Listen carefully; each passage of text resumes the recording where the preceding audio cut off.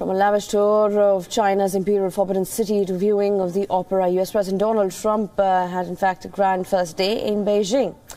But now it's time to get back to business as Trump brings to the table his agenda on day 2 of his trip.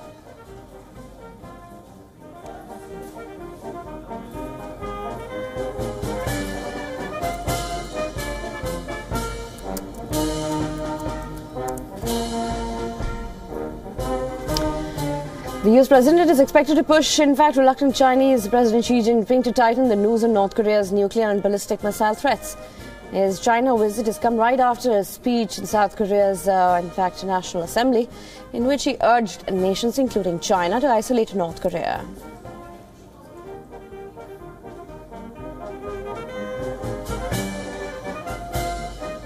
Responsible nations must join forces to isolate the brutal regime of North Korea, to deny it, and any form of it, you cannot support, you cannot supply, you cannot accept.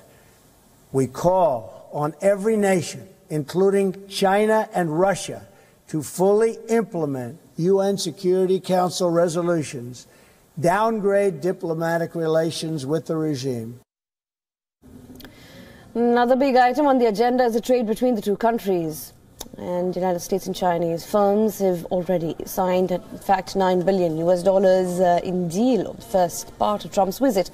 He's expected to focus on ways to reduce what Trump had earlier called an embarrassing trade deficit with China. And even with crucial business conversations, the majestic tour is not ending. Day 2 will see a series of ceremonies for Trump, in fact, at the Great Hall of People in Tiananmen Square.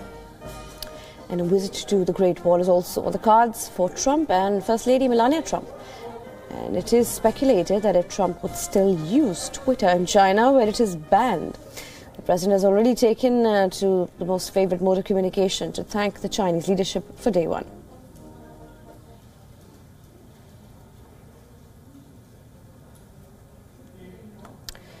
And in that tweet, he said, looking forward to a full day of meetings with President Xi Jinping and our delegations tomorrow. And thank you for the beautiful welcome, China, he said in that tweet yesterday.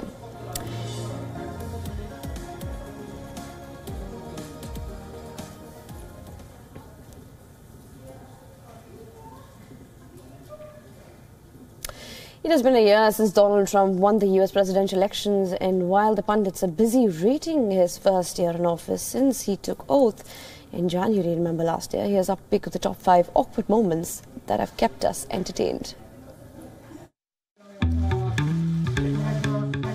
First, there's history of the tugs and shakes.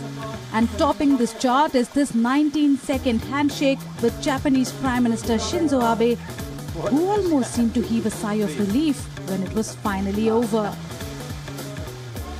Thank you, everybody. After the shake was a push.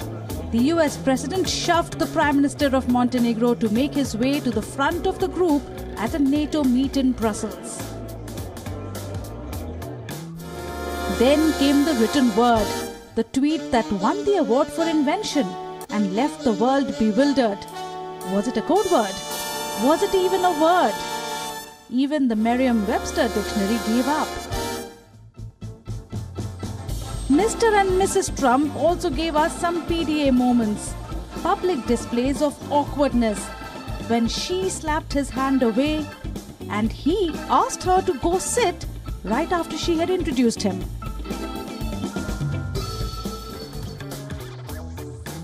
And talking of awkward, this one took the undiplomatic cake in a meeting between two heads of state, when the president was caught on camera telling the French First Lady that she was in good shape.